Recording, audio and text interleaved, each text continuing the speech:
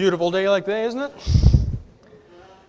Who was complaining about not enough heat a couple of weeks ago? I think we're going to have plenty today, huh?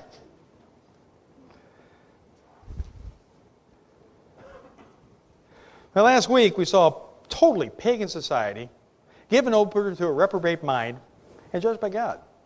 A rather large metropolis with one righteous yet very compromising man. A carnal believer with no testimony to a pagan society, causing that pagan society to fall. A saved, just man with no testimony, whose only spiritual legacy was siring two nations that constantly vexed Israel through its whole history by an incestuous relationship with his daughters. A man who believed God, but desired the supposedly worldly benefits of a wicked society. This was a pagan town with only one believer who refused to reprove their wicked ways. Certainly, this couldn't happen in Christian America. Certainly, we have the light of God. Sodom and Gomorrah had no light. The only possible light they had was from Lot, who put his candle under a basket. Societies with such a light available by God's blessings could never get this dark. Today we look at what happens if a people called by God rejects that God, having a form of godliness, but denying the power thereof. Seeking, with Lot's wife, to have the joys of a sinful society, to become a pillar of that society and turning into a pillar of salt. Solomon wrote in Ecclesiastes 1:9, "And there is no new thing under the sun." After the flood, Genesis 8:21 shows God saying that the imagination of man's heart is only evil continuously. God judged man's sin with a flood. God judged Sodom and Gomorrah with fire and brimstone. His ways have not changed. There is no new thing under the sun. If a society rejects God fully, that society will be judged. Claiming to be a people of God is no help. In fact, claiming to be a people of God while serving Satan is a sure way to get God's judgment. Let us look at a people of God now who turn from God and see how we today are following the exact same path and will suffer the same punishment. Turn to Judges chapter 19, verses 17 to 30. So in Judges chapter 19, starting at verse 17. "And when he had lifted up his eyes, he saw a wayfaring man in the street of the city. And the old man said, Whither goest thou? And whence comest thou? And he said unto him, We are passing from Bethlehem, Judah, toward the side of Mount Ephraim. From thence I am, and I went to Bethlehem, Judah, but I am now going to the house of the Lord, and there is no man that receiveth me to house. Yet there is both straw and provender for our asses, and there is bread and wine also for me, and for thy handmaid, and for the young man which is with thy servants. There is no want of anything. And the old man said, Peace be with thee. Howsoever, let all thy wants lie upon me, only lodge not in the street. So he brought him into his house, and gave provender unto the asses. And they washed their feet, and did eat and drink. Now, as they were making their hearts merry, behold, the men of the city, certain sons of Belial, beset the house round about, and beat at the door, and spake to the master of the house, the old man, saying, Bring forth the man that came into thine house, that we may know him. And the man, the master of the house, went out unto them, and said unto them, Nay, my brethren, nay, I pray you, do not so wickedly, seeing that this man is come into mine house, do not this folly. Behold, here is my daughter, a maiden, and his concubine. Them will I bring out now, and humble ye them, and do with them what seemeth good unto you. But unto this man do not so vile a thing. But the men would not hearken to him. So the man took his concubine, and brought her forth unto them. And they knew her, and abused her all the night until the morning. And when the day began to spring, they let her go. Then came the woman in the dawning of the day, and fell down at the door of the man's house, where her lord was, till it was light. And her lord rose up in the morning, and opened the doors of the house, and went out to go his way. And behold, the woman, his concubine, was fallen down at the door of the house, and her hands were upon the threshold. And he said unto her, Up, and let us be going. but none answered. Then the man took her up upon an ass, and the man rose up and gat him into his place. And when he was come into his house, he took a knife, and laid hold on his concubine, and divided her, together with her bones, into 12 pieces, and sent her into all the coasts of Israel. And it was so, that all that saw it said, there was no such deed done nor seen from the day that the children of Israel came up out of the land of Egypt unto this day. Consider of it, take advice, and speak your minds. Dear Heavenly Father, we see what happens when a society turns their back on you, when we turn our back on your holy words, when we decide we don't longer need to live under your law, under your blessings, under your statutes. And Lord, your way is holy. We are to be holy. But when we refuse to, we end up following the ways of Satan. We end up being those men of Belial. Lord, that was a godly tribe, and a godly tribe turned its back on you, and we see the results. They were judged greatly, Lord, and we are being judged greatly now for falling into the same traps that they fell into. Let us see the wisdom of being a righteous man in unrighteous times. Let us see the wisdom of calling people from their sins, that they may be gloriously saved, that they may become to the throne of grace, and that you will adopt them as sons of God and joint heirs of Jesus Christ. And let us turn our back on those who would refuse your holy word. We ask in your precious Son's dear name. Amen. So, this is the tribe of Benjamin. Had I read this quickly, and had you been only half listening, you would have assumed I was talking about Sodom and Gomorrah all over again, because there are so many ways that Sodom and Gomorrah is so similar to what happened in Benjamin. This was God's people, God's chosen race, living in the promised land that God gave them, enjoying the benefits of being God's people, having God's law written in their hearts. And yet this tribe, chosen by God, had the exact vile demands as evil, pagan, godless Sodom and Gomorrah. But they ended up doing even worse. There was no angel to repel this attack. There was no righteous man there that the angels could come and deliver from this place. Nobody in this society was vexed by that evil. Only one angry Levite after it happened, which led to Benjamin's judgment. This Levite was a man of God in name only.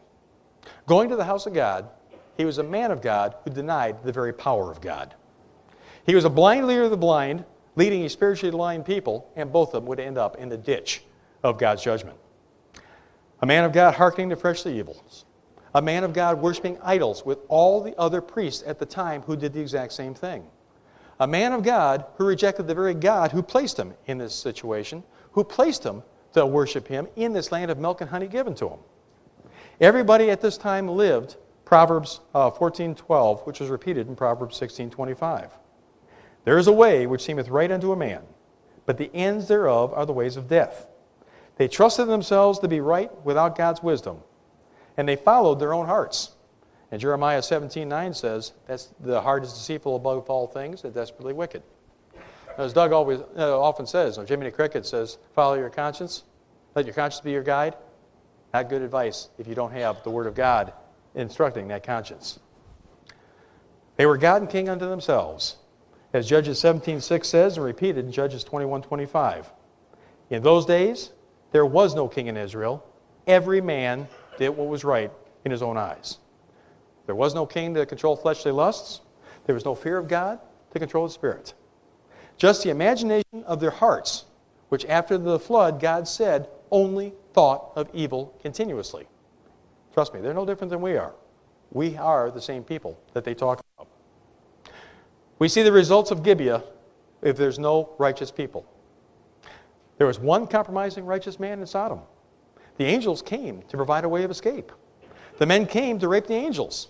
Lot foolishly offered his daughters to try to placate them, that shame wouldn't come to their house. The angels stopped the man, and the evil was stopped. God delivered Lot and his daughters. God allowed his wife to leave, and only turned her in a pillar of salt when she wistfully looked back and desired to have the old life rather than following the God who had rescued her. Sodom and Gomorrah were then destroyed. In Gibeah, there were no righteous men. Levites sold their services and practiced idolatrous worship. Forgetting Joshua's God, Israel served Balaam to hold their standing with their pagan societies. They would take their pagan societies, which they were told to destroy because of their sinfulness. They would put them under tribute for profit. God not being pleased would then make it, these pagan societies would be strong, would take over. Israel would then cry. God would provide a judge to deliver them. And Israel would follow God for a while, but then would turn back to their old pernicious ways of turning their back on God. And each cycle took Israel a little bit farther away from God until they had this horrible act. We see the same scenario here as in Sodom and Gomorrah. Gay activists demanding male gifts be given to satisfy the most ungodly physical lusts imaginable. The man of his house offering his daughter and the Levite's concubine to placate those lusts. But the results were different. No king, no God, no faith in God to provide a way of escape. The Levite forced his wife into the crowd, not to protect another. At least Lot did that. He only did it to save his own skin. And unlike Sodom, the men abused her so badly that she ended up being dead in the morning. Sodom and Gomorrah were judged for countenancing sin. Benjamin was judged when, as a tribe, they did not come to get these people. They should have destroyed them. By the law, these people were worthy of death. But the tribe sought to defend their actions instead, going so far as to justify their actions by protecting them against all the rest of Israel who wanted to judge that sin. Not for worshiping God, just for the fact that they did not like what happened. Society was judged for its failure.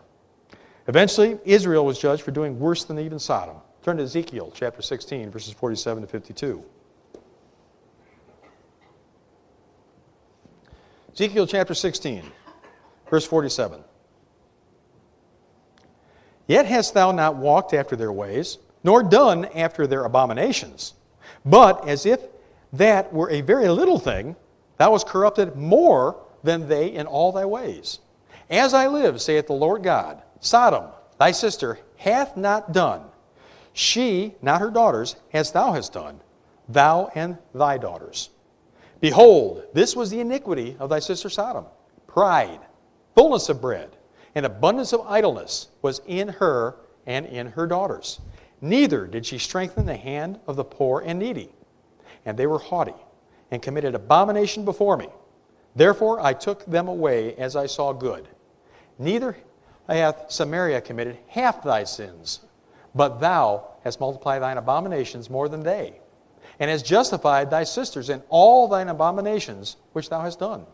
Thou also, which hast judged thy sisters, bear thine own shame for thy sins, that thou hast committed more abominable than they.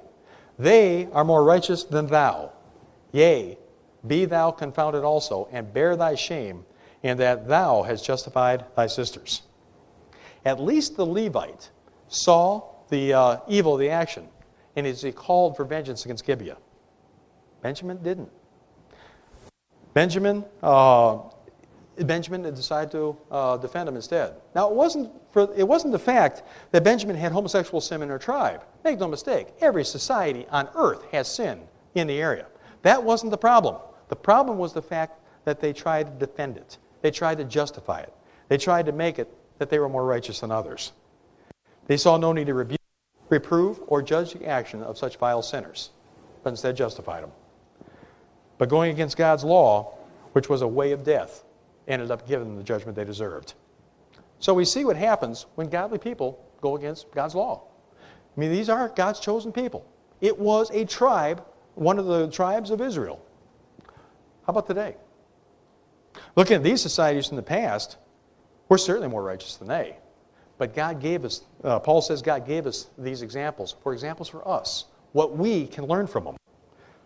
Certainly we wouldn't follow these pernicious ways. We are a Christian nation with Christian morals after all. Certainly we would not follow anything like this.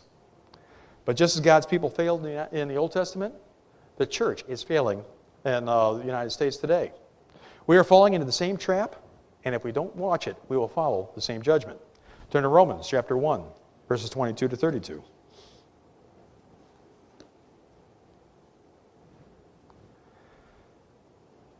Romans chapter 1, starting at verse 22. Professing themselves to be wise, they became fools, and changed the glory of the uncorruptible God into an image made like to corruptible man, and to birds, and four-footed beasts, and creeping things. Wherefore God also gave them up to uncleanness through the lusts of their own hearts, to dishonor their own bodies between themselves, who changed the truth of God into a lie, and worshipped and served the creature more than the Creator, who is blessed forever. Amen. For this cause God gave them up unto vile affections.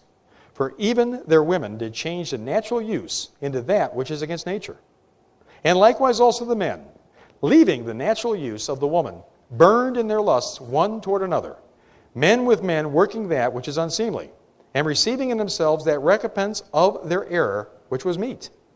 And even as they did not like to retain God in their knowledge, God gave them over to a reprobate mind, to do those things which are not convenient, being filled with all unrighteousness, fornication, wickedness, covetousness, maliciousness, full of envy, murder, debate, deceit, malignity, whisperers, backbiters, haters of God, despiteful, proud, boasters, inventors of evil things, disobedient to parents, without understanding, covenant breakers, without natural affections, implacable, unmerciful, who knowing the judgment of God, that they which commit such things are worthy of death, not only the same, but have pleasure in them that do them.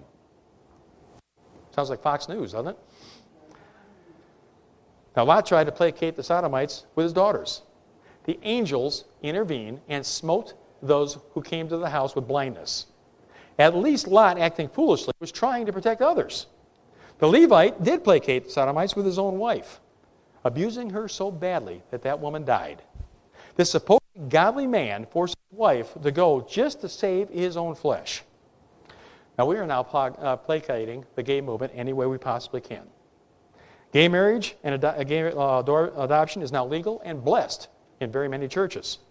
Schools are teaching our children a perverse lifestyle as acceptable and even superior to God's ways. Churches proclaiming sodomy as blessed and honored by God. No need to honor the God that is still speaking and now accepting them. Christians losing jobs and businesses for standing for their thing. Militaries are now paying for sex change operations. Cities are celebrating the vilest perversions and gay pride parades